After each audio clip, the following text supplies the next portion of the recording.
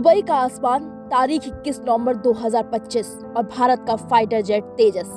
सब कुछ सामान्य चल रहा था, लेकिन फिर अचानक एक खबर आती है जिसने हिमाचल की वादियों से लेकर पूरे भारत को झकझोर के रख दिया। भारतीय वायुसेना के जांबाज विंग कमांडर नमांश सियाल अब हमारे बीच नहीं रहे। एक हादसे में एक हंसता खेलता परिवार बिखर गया। नमांश की पत्नी का नाम अफसाना है। वो खुद भी देश सेवा में लगी हुई हैं। वो खुद भारतीय वायुसेना में पायलट है। नमांश और अफसाना ने आसमान की ऊंचाइयों को छूने का सपना देखा था। दोनों ने देश की रक्षा की कसम साथ साथ खाई थी। 16 साल का साथ था इनका। 16 साल की ये शादीशुदा जिंदगी, जिसमें उन्होंने एक दूसरे को सिर्फ जमीन पर ही नहीं बल्कि बादलों के बीच भी समझा था। एक क्रैश ने इस बहादुर जोड़ी को तोड़ दिया। हिमाचल के उस घर में ही नहीं बल्कि पूरे देश में मातम फैला हुआ है। इन सबके बीच तेजस क्रैश को लेकर अमेरिका के एक पायलट का बड़ा बयान सामने आया है। दरअसल दुबई में एयर शो के दौरान भारतीय वायुसेना का एक तेजस लड़ाकू विमान क्रैश हो गया, जिसमें पायलट विंग कमांडर नमांश सियाल की मौत हो गई थी। लेकिन इस दर्दनाक हादसे के बाद भी दुबई एयर शो जारी रहा, जिस पर अमेरिकी वायुसेना के F-16 लड़ाकू विमान टीम के पायलट कैप्टन टेलर हियस्टर ने हैरानी जताई है। अमेरिका के वायुसेना के पायलट कैप्टन टेलर हियस्टर ने कहा कि जब एयर शो में ये हादसा हुआ था तब उनकी टीम अपने प्रदर्शन की तैयारी कर रही थी। उन्होंने कहा, मुझे ये देखकर हैरानी हुई कि इतने बड़े हादसे के बावजूद एयर शो को रद्द नहीं किया गया। लेकिन अमेरिका के F-16 लड़ाकू विमानों की टीम के साथ कुछ अन्य लोगों ने भारतीय वायुसेना के मृतक पायलट, उनके सहयोगियों और परिवार के प्रति सम्मान जताते हुए अपने शो के प्रदर्शन को कैंसिल करने का फैसला लिया था। दुबई एयर शो से जब कैप्टन टेलर हियस्टर अपने देश वापस लौट रहे थे, तब उन्होंने सोशल मीडिया प्लेटफॉर्म इंस्टाग्राम पर अपनी भावनाओं को शेयर किया। इंस्टाग्राम पर शेयर किए गए अपने पोस्ट में कैप्टन हियस्टर ने अपनी बेचैनी के बारे में बताया। वहीं उन्होंने हादसे के बाद शो जारी रखने के लिए दुबई एयर शो के आयोजकों पर भी निशाना साधा।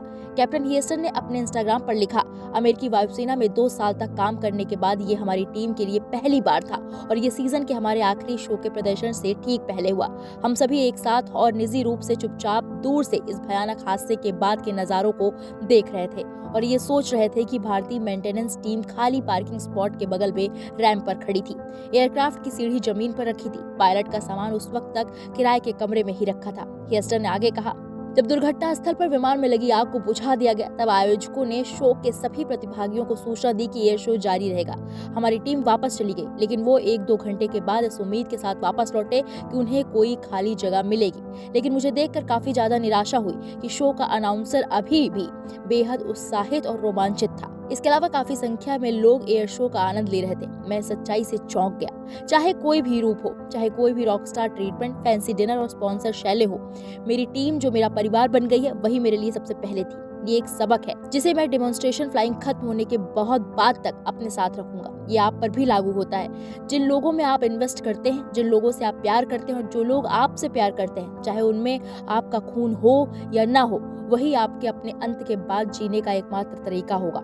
एक बार जब काला धुआं चला जाएगा और नजर से ओझल हो जाएगा, तो जिस कंपनी के लिए आप काम करते हैं, जिन डॉलर्स को कमाने की आप टेंशन लेते हैं, जिन लोगों को आप नहीं जानते थे लेकिन जिन्हें खुश करने के लिए आपने इतनी मेहनत की, वो अभी भी वही खड़े होकर रॉक एंड रोल सुनेंगे। उसके बाद आने वाले अगले एक्ट को फिल्माएंगे। वो हमेशा कहते हैं शो चलता रहना चाहिए, और वो सही है, लेकिन बस याद रखें कि आपके जाने के बाद भी कोई यही कहेगा, थैंक्स।